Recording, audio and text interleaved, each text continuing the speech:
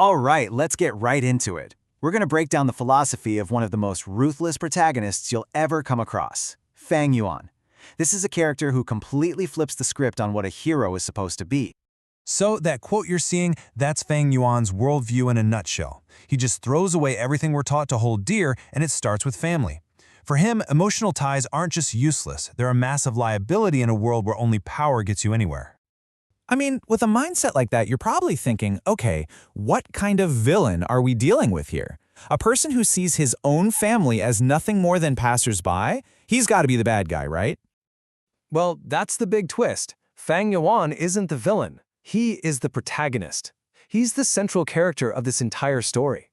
It's his journey, his goals, and his philosophy that push everything forward. So that leads us right into our first section. We're looking at a complete inversion of the classic hero's journey. See, for Fang Yuan, it's not about becoming a better person. Not at all. It's about becoming more effective. And this chart, wow, it just lays it all out, doesn't it? It perfectly contrasts a typical hero's code with Fang Yuan's cold, hard pragmatism. Where a hero sees friendship, he sees a tool to be used. Where a hero wants honor, he only cares about eternal benefits. It is a worldview totally stripped of any kind of sentiment. And that brings us to the absolute core of his philosophy. Survival is everything. For Fang Yuan, life isn't some beautiful journey or a gift. Nope, it's just a relentless, brutal competition. So to really get inside his head, you've got to understand pragmatism in its most extreme form, a world where the outcome is literally the only thing that matters. The morality of an action? Totally irrelevant. Its success is the only thing that makes it right. And there you have it, his core belief in action. The world is just a constant struggle, where only the strong survive. And you know what? He doesn't see that as cruel. He just sees it as a fundamental, unchangeable law of nature. We see this ruthless logic play out when he murders an entire family just for their map. And look at the process. This isn't some act of passion or rage. It's a cold, calculated transaction where human lives are exchanged for a resource. His justification isn't an excuse. It's just a simple statement of fact. You see, for Fang Yuan, ideas like good and evil aren't just irrelevant. He sees them as actively deceptive tools that people use for control. He views morality as a system of control, a mental cage, as he calls it, that the powerful create to exploit the weak.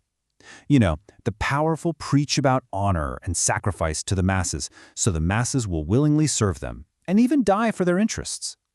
So you can see why, in his eyes, any appeal to some higher moral code is either completely naive or it's a deliberate attempt at manipulation. He truly believes that anyone who chases these things is a fool, willingly trapping themselves for someone else's benefit. So all this rejection of morality, what's it for? It serves one single, overarching purpose, the absolute pursuit of power and ultimately, immortality. That's the one goal he considers truly real and eternal. And in his quest for power, he just systematically sheds every single conventional human attachment. He sees them only as weaknesses. Every one of them is a chain that could hold him back, an emotional vulnerability that someone could exploit. So he just cuts them all away. This iron will of his was forged over 500 years. That's how long his past life was, this long, hard struggle that taught him only one thing really matters. He's already lived one life full of attachments and failures, and he absolutely refuses to make those same mistakes again. His entire existence, every waking moment, is dedicated to cultivation, which is the story's system for gaining power. It's a clear, quantifiable path toward his ultimate goal, getting his hands on the longevity guy, this mythical insect that grants immortality, and achieving true eternal life. So here's the big question, right? Why does a character who is, by pretty much every definition, a monster, why does he resonate so deeply with so many readers? What is it about this ruthless philosophy that we find so compelling? I think his appeal comes down to this idea of absolute freedom. He represents this fantasy of pure agency. He's someone who sees all the systems of control for what they are and just refuses to play along. He doesn't try to change the rules, he just plays a completely different game, one where he is the only player that matters. Honestly, his popularity forces us to ask a pretty uncomfortable question. Are we drawn to him because he acts on these impulses that we all have to suppress? Does his complete freedom from social rules and obligations appeal to a part of us that feels kind of trapped by those very same things? And that brings us to a final thought from him, a quote that just perfectly summarizes his contempt for the world's values.